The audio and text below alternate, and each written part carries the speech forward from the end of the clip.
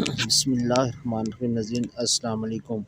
آج کی اس ویڈیو میں ہم ایسے مریض بہن بھائیوں کے لیے لائے ہیں جو کہ گردوں کے امراض میں مبتلا ہیں، یعنی جن کی گردوں میں درد رہتا ہے، سوزش ہے یا سوجن ہے، یا گردوں نے کام کرنا چھوڑ دیا ہے، یا گردوں میں پتھری وغیرہ ہے، یا گردوں کی دیگر کسی بھی مرض میں مبتلا ہیں اور اس کے لیے اب لاسس وغیرہ کروا کر تھک چکے ہیں، یا بہت سی دوائیں کھائی ہیں مگر کوئی فرق نہیں آتا، جتنا بھی علاج کرتے ہیں بیماری اتنی ہی بڑھتی جاتی ہے۔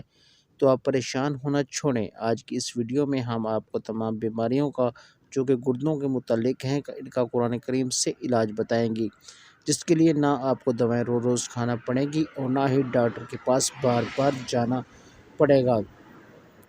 بس آپ نے ہمارے بتائے ہوئے طریقہ سے کچھ عرصہ یہ وظیفہ کرنا ہے، پھر اللہ تعالیٰ کی شان اور قرآن کریم کی شان دیکھیے گا کہ جیسے اللہ تعالیٰ نے اپنی کتاب کے بارے میں فرمایا ہے کہ بے شک قرآن میں شفا ہے۔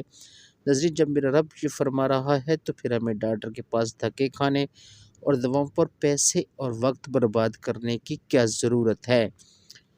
بس ہم نے اس طرف توجہ دینی اور اللہ تعالیٰ پر یقین کرنا چھوڑ دیا ہے۔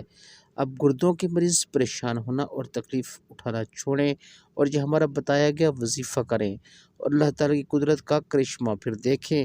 گردوں کے امراض میں جب بھی دوا کام کرنا چھوڑ دے، اگر کوئی شخص گردوں کی بیماری کا شکار ہو، پیشاب کے قطرے آتے ہوں یا پیشاب میں جلن اور چبھن ہوتی ہو اور کوئی دوائی کارگر نہ ہوتی ہو تو بارش کے پانی پر یا عرق گلاب کی بوتل پر سورۃ علم نشرہ پڑھ کر دم کریں، باوضو اول و آخر 7 مرتبہ درود شریف پڑھیں اور پھر 11 مرتبہ سورۃ علم نشرہ پڑھ کر اس پانی پر دم کریں اور پھر اس پانی کو دن میں 4 مرتبہ 3 گھونٹ کر کے پئیں۔ جب بھی پانی پئیں ایک دفعہ درود شریف لازمی پڑھیں۔ انشاءاللہ گردے کی کسی بھی قسم کی بیماری ہو دور ہو جائے گی۔ اس کو بہت سے لوگوں اور مریضوں پر آزمایا گیا ہے جس کے بعد بہت زیادہ حیرت انگیز نتائج سامنے آئے ہیں۔ یقین کیجیے کچھ کو تو پہلے ہی دن فرق محسوس ہوا ہے، تو آپ بھی یہ وظیفہ کریں اور اللہ تعالیٰ کا کرشمہ دیکھیں۔ اپنے رب پر یقین رکھتے ہوئے یہ عمل ضرور کیجیے گا، انشاءاللہ تعالیٰ آپ کے گردوں کے تمام مسائل حل ہوں گے اور آپ کو بیماریوں سے شفا ملے گی۔ اگر آپ گردوں کی کسی خطرناک بیماری میں مبتلا ہے تو اس کے لیے آپ ڈاکٹر سے بھی رجوع کر سکتے ہیں۔ وظیفہ کے ساتھ ساتھ آپ نے نماز کی پابندی رکھیں، خود کو پاک اور صاف رکھنے کی کوشش کیجیے اور پھر رب پر بھروسہ کیجیے، اس سے دعا مانگے کہ وہ آپ کو شفا عطا فرمائے۔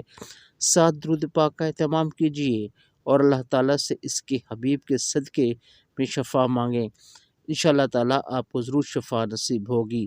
تو ناظرین یہ تھی ہماری آج کی ویڈیو، امید ہے ویڈیو آپ کو پسند آئی ہوگی۔ اگر ویڈیو اچھی لگے تو ویڈیو کو لائک کیجیے، دوسروں کے ساتھ شیئر کیجیے تاکہ کسی مریض کا بھلا ہو سکے اور وہ آپ کو دعائیں دے۔ اگر آپ اسی طرح کی مزید اچھی ویڈیو دیکھنا چاہتے ہیں تو ہمارے چینل النجف ٹی وی کو سبسکرائب کیجیے۔ آخر میں دعا ہے کہ اللہ تعالیٰ تمام بیماروں کو شفا عطا فرمائے، آمین۔ ناظرین اللہ حافظ۔